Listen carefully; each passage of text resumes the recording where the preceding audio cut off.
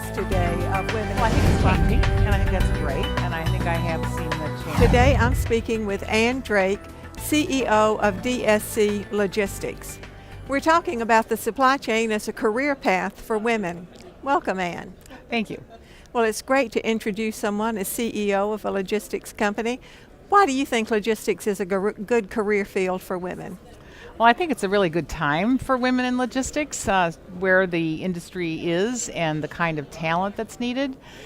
Today, the role is as much a role of orchestrator as anything, so pulling pieces together, pulling teams together, working across organizations and silos, and I believe that that's something that many women do naturally quite well.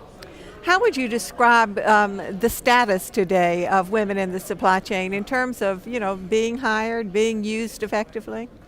Well, I think it's changing, and I think that's great, and I think I have seen the changes in the 24 years that I've been in the industry. But when you look around at any conference or at any list of folks in the important roles in companies, be they shippers or providers or even consultants, you can see very quickly that the number of women in leading roles is quite narrow. What do you see as the primary barriers or challenges for women in this industry? Well, I think there's a number of them, and many of which are in other industries also. So I think part of it is the advancing role of women in the business world. So I think that's part of it. But particularly in our industry, I think it's been seen as sort of a rough and tumble kind of place where brawn counted more than brains, where there was a lot of the good old boys network that sort of got things done in informal ways, maybe even not with any kind of open information and sharing. And I think that women traditionally have not fit into that environment. But I do think a lot of that's changing. And I'm very excited about the fact that there seem to be new opportunities for women, and women are increasing their percentage in studies in school. But we still are concerned, or I'm concerned, that we're all missing out on some really great talent because we don't see them in senior positions like I think we should. I know that you recently started an initiative to address some of these issues. Tell us about your organization and why you decided to start this initiative. Okay, I'm very excited about the initiative. It's called AWESOME, Achieving Women's Excellence in Supply Chain Operations, Management, and Education. Great acronym. Thank you. We're very proud. It took me 3 months before I could say it quickly. We're very proud of the name.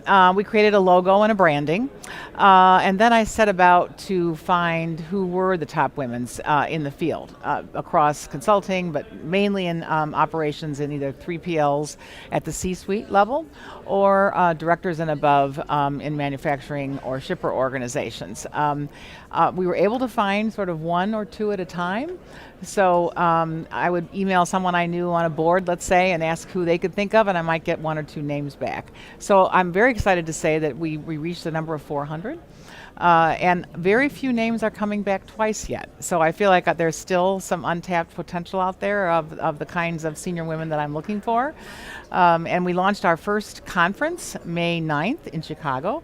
It was a huge success, and we're in the process right now of sort of re-engineering our thinking for October, and we will join with CSCMP in Denver in October. Do you find that most women are in operations or in sales or in technology? Is there any trend that you can identify?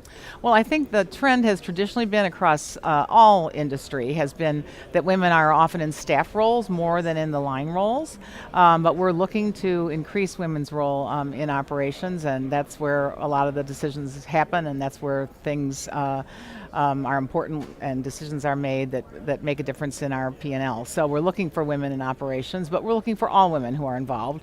It does take a concerted effort across many people, and there's lots of change going on in our industry, which is a great opportunity for consultants and for people coming together with new and better ideas. Right.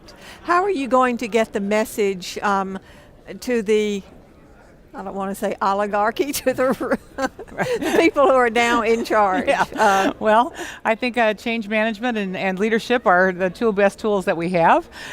We also intend to carry stories and case studies and have spokespeople who will be able to talk to what they're doing. And so a lot of it's going to be about visibility. And one of the things that really hit me is last year I was the first woman to receive the CSCMP Service Award in 47 years. And so it hit me that maybe the time was now. And my company actually has some wonderful women customers for the first time.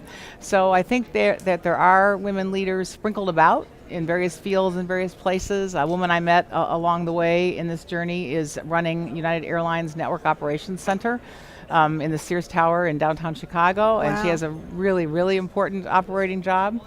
So I think it's sort of now is the time to reach out and find these women and help educate ourselves, help educate those below us, help connect to opportunities so that we can all work together to make the leadership role for women a much better opportunity.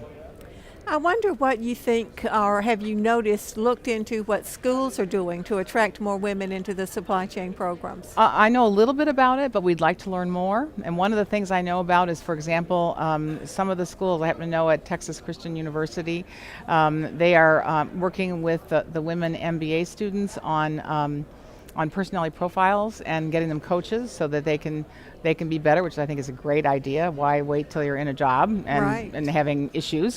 So I think that's a really good idea. I think there are also, I'm involved in, I'm a Kellogg grad, there are efforts at Kellogg to attract women.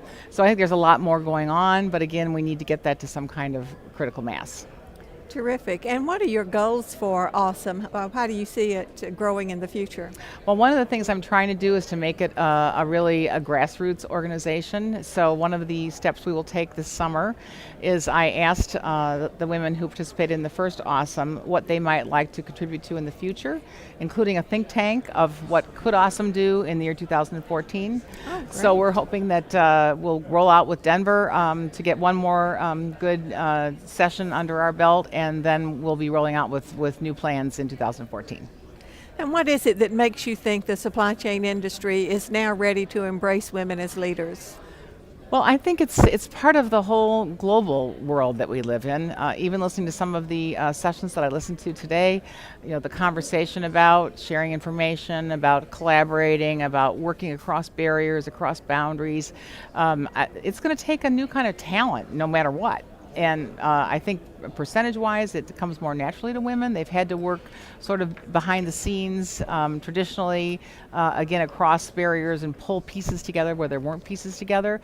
And now I think it's time for, as Sheryl Sandberg says, for women to lean in and for us to step up to leadership roles and to have a seat at the table. And I think I see it happening. Well, that's really excellent. It sounds like a really exciting organization and an exciting initiative. I think it is, and I'm really looking forward to it, and it's fun meeting new women all the time who want to join and be part of what we're doing. All right. Well, it's an exciting story. Thank you so much for being with us today. Thanks very much. I've been speaking with Ann Drake, CEO of DSC Logistics. Thank you for watching.